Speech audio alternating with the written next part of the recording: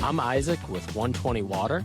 And I'm Chelsea with Rogue Water, and we're excited to welcome you to the Make Water Work and Catalyst Collab.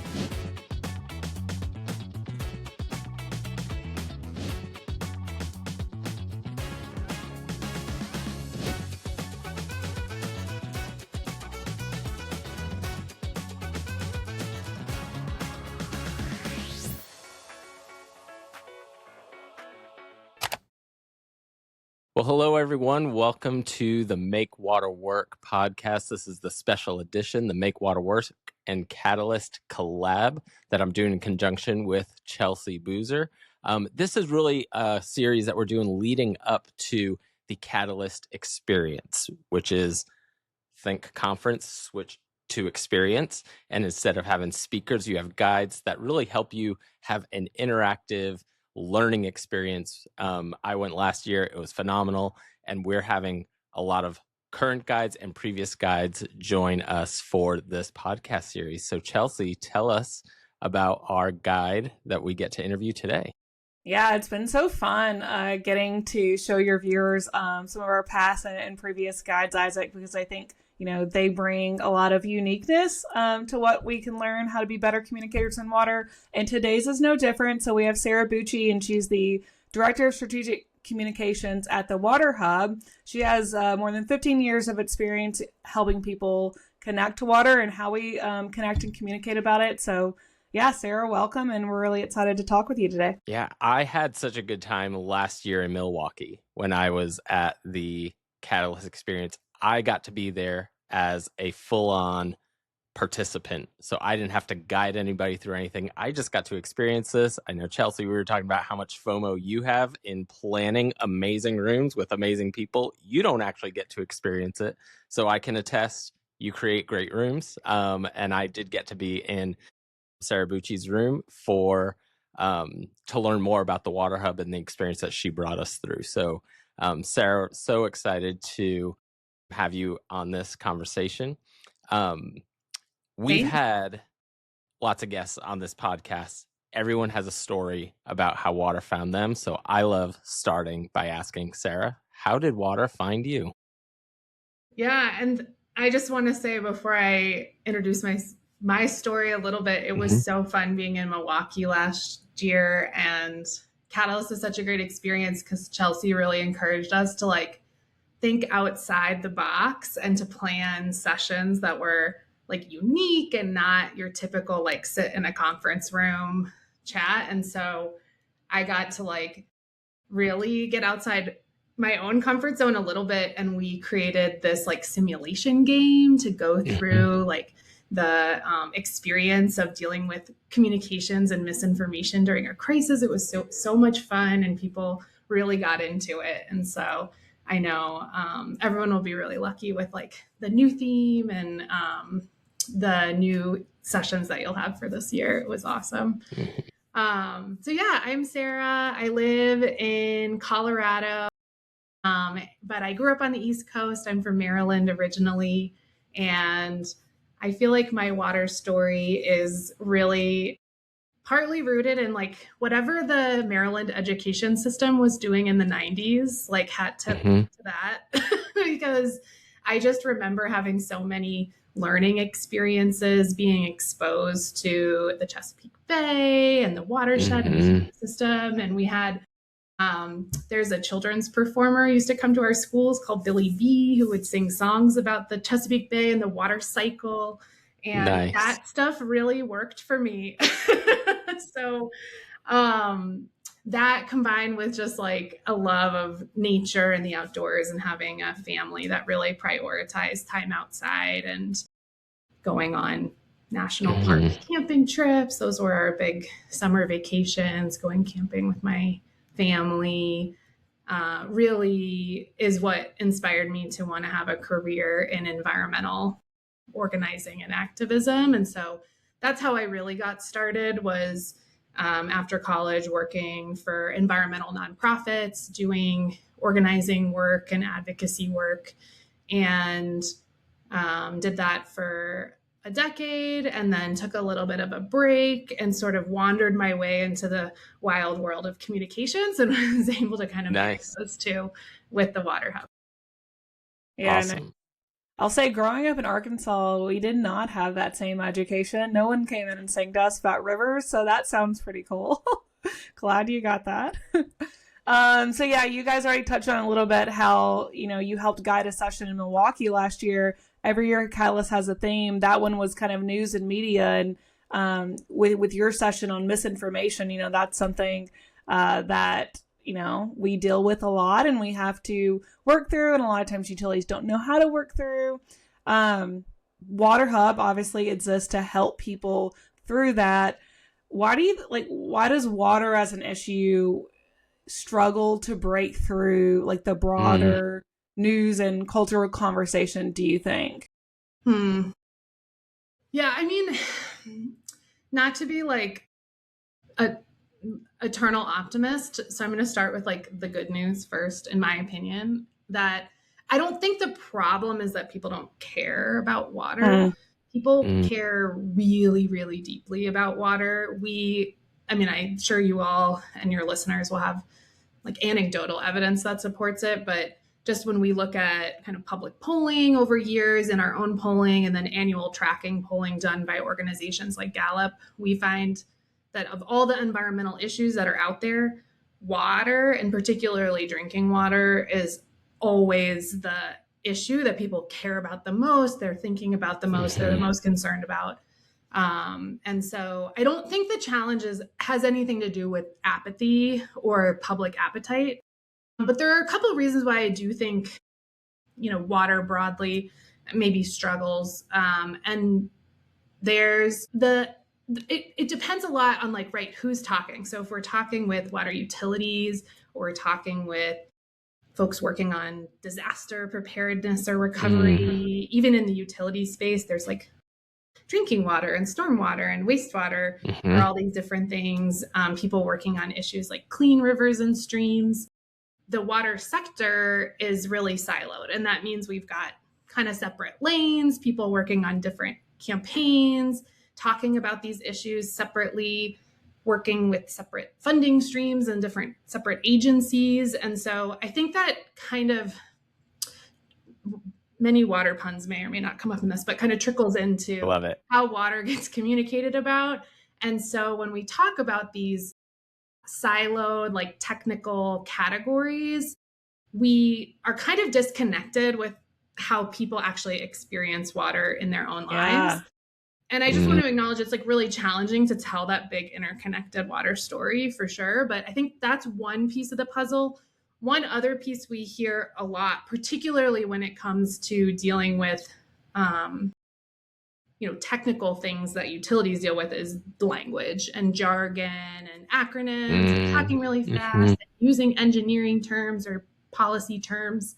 And that content also doesn't reflect people's own voices and values. So they tune out. They're like, I don't know what this is all about. I even experienced this as kind of like a lay person coming in to these issues. And it's not because people don't care. I think it's just because the content isn't speaking to them, or it feels like overly technical and it's like focused on process and policy and not really the outcome. So I think that's like one of the opportunities we really see at the Water Hub is we want to connect the dots between all these issues. They're all really interconnected. We want to translate the technical into the really human, and we want to help the sector tell a story that matches how people actually live with water every day. Yeah, I think that's so too, because we forget when we get in this sector, people talk about water, and a lot of times, the first thing that comes to mind, water, or you ask someone about their water story, it's the lake, it's the river, it's the environmental water. And when we talk about difference in stormwater and wastewater and reuse and drinking water and tap water and clean water and safe water, and those are supposed to mean different things to the public, they don't mean to them what they mean to us. And we're a little bit stubborn sometimes in changing, because we think we're so smart in our technical language. Yeah, it's funny because I think that's the part that I'm like, when I think about something that I am very passionate about, I might approach people and think they need to know how much of an expert I am. So let me throw all the information, that way I can prove, don't worry, I know a lot about this. You're safe. Just trust that I know everything. And it's that counterintuitive piece. It's like, oh, that makes it so overwhelming that now I just don't understand it. And so I'm just going to tune out and hope that someone comes along that says, hey, let's break this down into simple terms. And so, Sarah, I'd love for you to talk too about some of the ways that you see that, some of the trends that you see within how people most effectively talk about water, and maybe that is somewhat specialized to different categories of issues or the outcome that they're trying to achieve.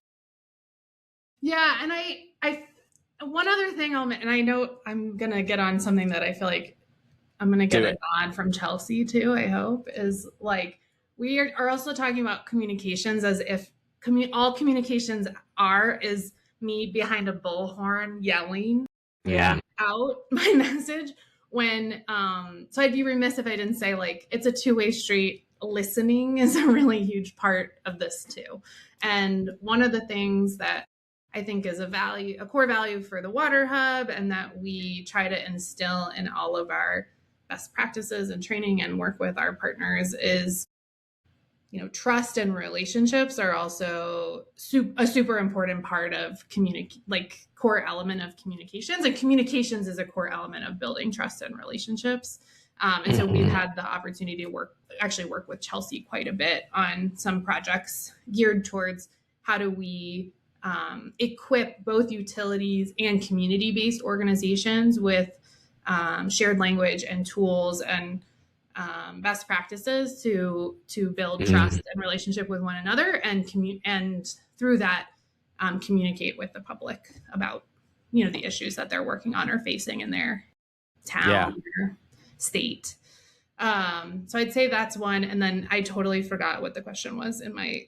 Well, good. Before you answer it, I would just want to say amen, amen, amen. And this is why Rogue Water stopped saying that we're about communications and we say we're about engagement, because communications is just one piece of that. And, we can go study all day how to best message and how to best this, but everything is a trust issue. And that is a two-way street, a relationship, an engagement where you're listening and you're spending time. So I love everything you just said, and then Isaac can repeat his question. Yeah, well, I can keep riffing off of that, because I think that there's a lot of things move. Sometimes I've heard the phrase things move at the speed of trust, and so sometimes you have to slow down to spend. I think about other psychological principles about how there's one thing to say, to provide words of affirmation, but then there's also the aspect of spending time together. And that's sometimes we're in these situations where we feel like we need to fast forward through the investment of time that it takes to build trust and just get to the point. And so I think that's why Catalyst and all the work that both you do at Water Hub and Chelsea at Rogue Water is that it's blending the art and the science. So it's like, these are two things that are like, you do need to get to the point, and these are just delicate, some delicate controls that you have to have a pulse on and enough understanding of how it works, and be like, do we have enough trust to deliver the message this way? If I have a lot of trust with someone, I could just be like, yeah, 2 words, let's go, and bye. And that's it. And I think that slowing down piece too is just something, we constantly say utilities are under budgeted and under capacity, and we don't have time, we don't have people, and that's true, but it doesn't mean we can ignore the fact that we have to put in the time for some of this work, which also gets me to something I wanted to ask you about, Sarah. You guys, I love that you do the national media scan to kind of see how is water being talked about in the media, and I'll tell you, that is one thing, utilities, not just utilities, a lot of people sit around and just want to say, well, the media hates us, the media is bad. And I don't know if we just use that as our excuse to not go build that trust with reporters. And, But yeah, so I wanted to ask you, what is that looking like these days? Like, how does your scan work, and what's it reporting? Yeah. So, and I just published our 2025 Great. scan, which I realize Love it's it. July 2026, but here we are. So this has actually like been in the forefront of my mind for the last month or so. And so every year, this is something that we do. We use some, news searching software to basically look at trends around the amount of coverage and the keywords that are really popping the way that water gets covered in 3 different categories. So we look at water supply news. So that's where is there not enough water or too much. So a lot of management of water that tends to focus really in the Western US where we're dealing with severe drought. We also look at water safety or water quality. So that's everything from drinking water issues to rivers, lakes, and streams. And then we also look at news around water access and affordability. And there's like a few through lines that keep, and I could honestly nerd out about this for forever, but there's the thing that I'm really looking for when we do this is like, what are the patterns that we're seeing and how can we understand those patterns to better, for us, help journalists and reporters covering these issues connect with the people with really good stories to tell, and how can we help our partners figure out how to get their story out in the media a little bit more. So a few of the patterns that we've really seen is basically water's in the news when bad things happen. This is true with a lot of topics in the news, but there's news when there's a problem. So there are a lot of crises. We deal with extreme weather. We're, again, dealing with this drought crisis in the West. When a major piece of water infrastructure breaks in a major city or a capital, these are the entry points for most news coverage around water issues. But one thing we're seeing is, and really what the Water Hub is working for when we try to engage with journalists, is this underneath those crises, that's bigger picture story and how that's shifting. And so we want to work to connect these individual events to a bigger picture of kind of what this means nationally for water in the US. So like, what happens when most of a city's water infrastructure was built more than 50 years ago?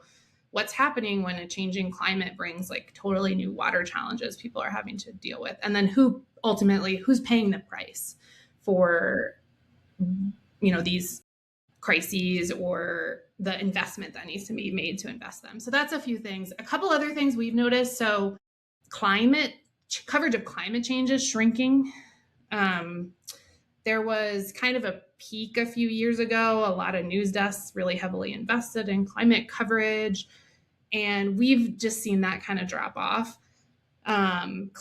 This is based off of some studies that groups like Media Matters and the journalism school at CU Boulder have done. But they found overall climate journalism fell 14% this past year. Broadcast coverage is down. And we actually saw this specifically in some of our analysis of water coverage. So water supply coverage, mentions of climate change dropped 25% from 2024 to 2025.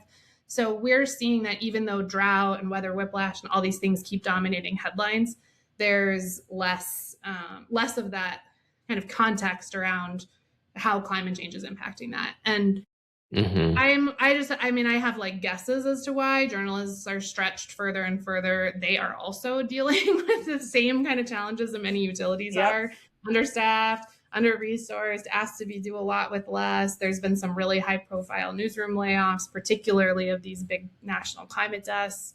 And then there's just like, I don't know, the news is crazy. I'm sure when you all open your news app and you're like inundated with, it's a lot.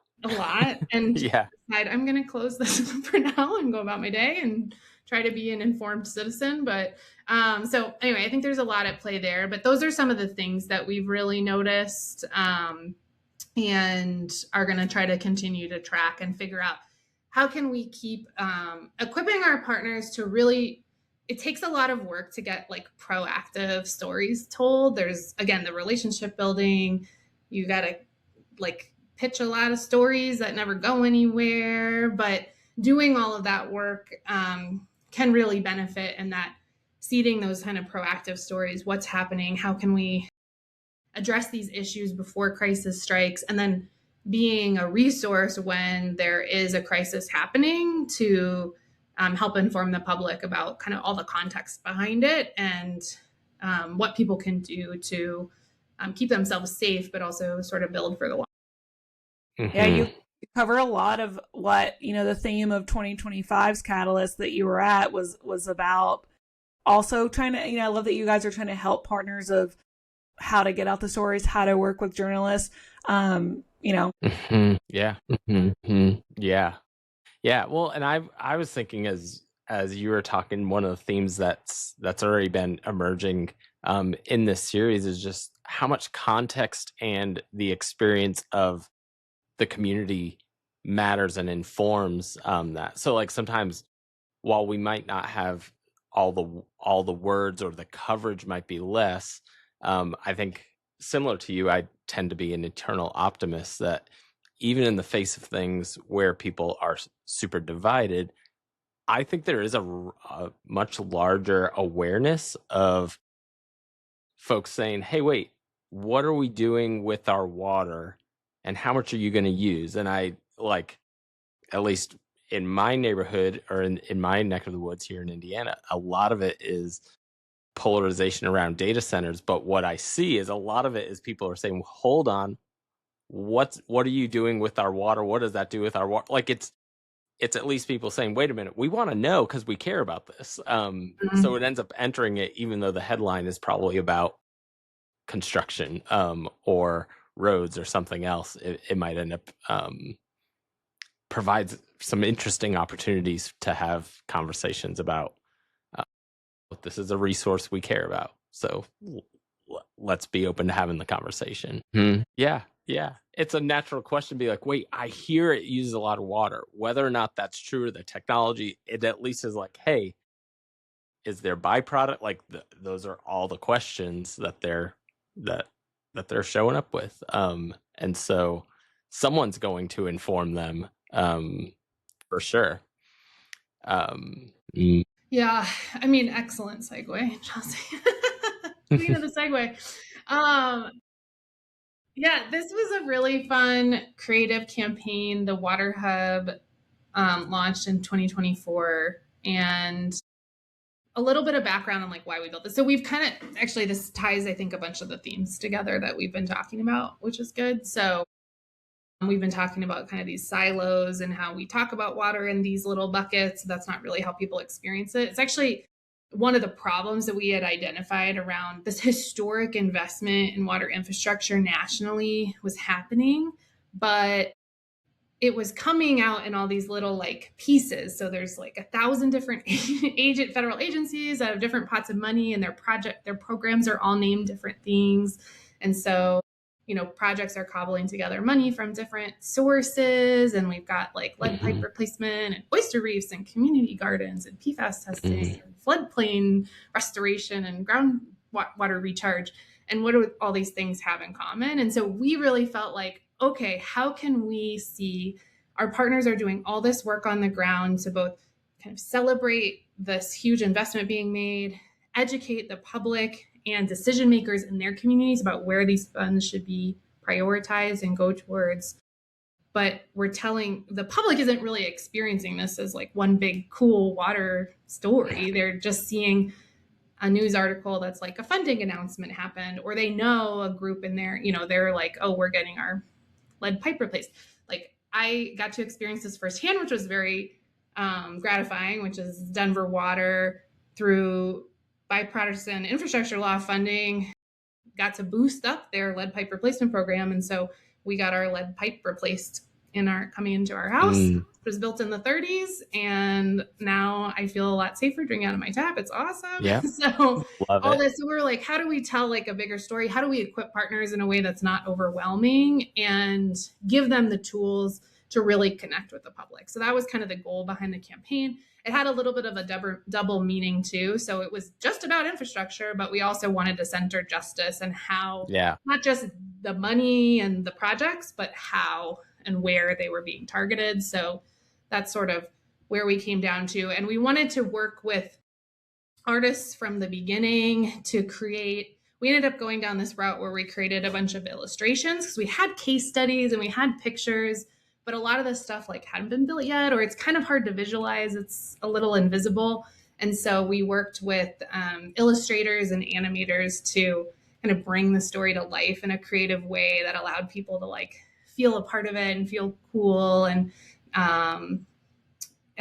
use their imaginations a little bit. And so in the end, we ended up building a website, toolbox for mainly partners to take and run with. We had fact sheets and message guides. We had a media center for journalists, graphics. We created like an animation. We had a bunch of case studies.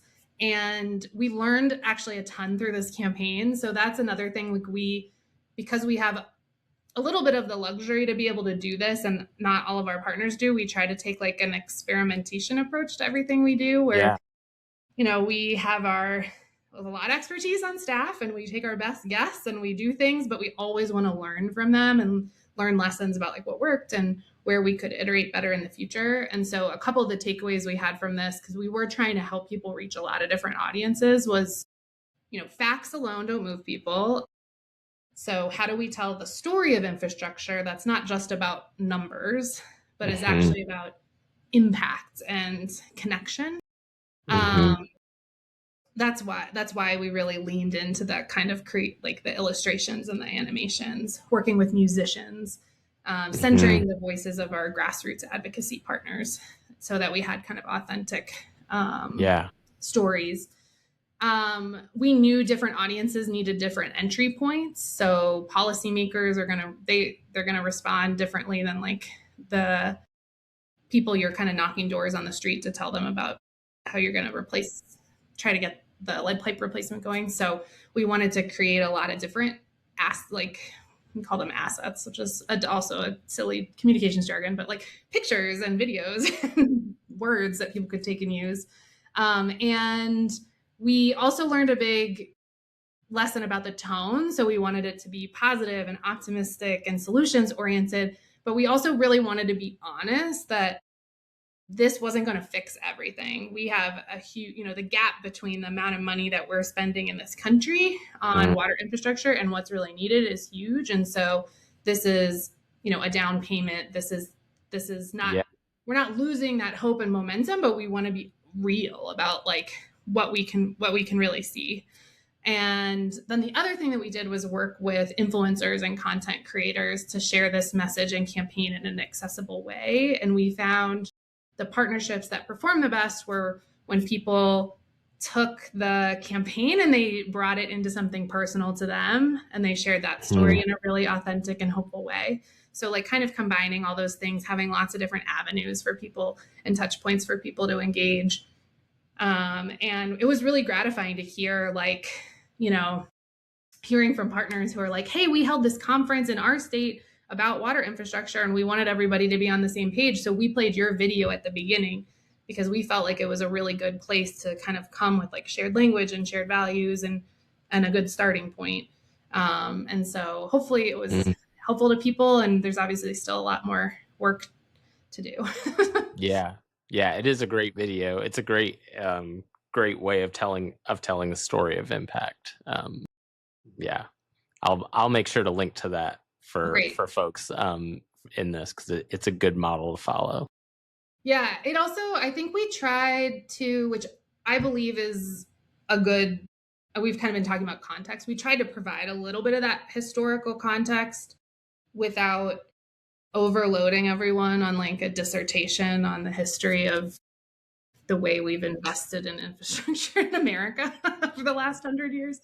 And are really thankful that we have partners who they talk about water policy like story time. And so we're definitely benefited from that. But wanted to give people that context, like why this is like an important moment, how we got to where we are, but really focus on the like here and now. Yeah. So we prioritize working with water justice organizations, and but we do have partners kind of running the spectrum with media organizations, academics. We've done work with utilities as well in the past. And so the best place to find us is waterhub.org. That's our website. We have a monthly-ish newsletter, which is where I think is the best place to, like, if you want to stay up to date on the latest resources or training opportunities. And then for the way, like that's probably the best entry point. We do pretty regular webinars that are geared towards both communications professionals, but also people working in water who maybe aren't, like, comms isn't their job, but we know we're all communicators. We have a ton of resources on our website as well. So we provide those kind of, we call them like field wide services that are like for anybody and everybody. They're public. And then we also do work more intensely providing hands-on support for partners that are like, you know, we need help releasing a report, or we're doing an event and we need some help pitching the media, or we're trying to create a digital campaign. And so for those kinds of opportunities, it's a little bit more organic and people come to us, and it's dependent a little bit on like things we're funded to work on and our capacity as a staff and where we can fit people in. So I just encourage people, feel free to reach out to me. You can find me just at sarah@waterhub.org. Pretty easy to send an email. And we try to be really responsive. And at the bare minimum, we're basically always able to be like a sounding board or provide some kind of coaching or sort of strategic consultation, even if we don't in the moment have the staff capacity to like do direct hands-on support in the moment. Yeah, that's phenomenal. Sarah, thank you so much for the time you've invested both at the Water Hub in sharing that last year in Milwaukee at Catalyst. And for all of our listeners, I'm always amazed at every single guest and guide that gets to be part of the Catalyst experience. And so if you're listening to this and you're like, this sounds like this would have a lot of impact, check out Catalyst. There's still openings for folks if you're listening to this before September.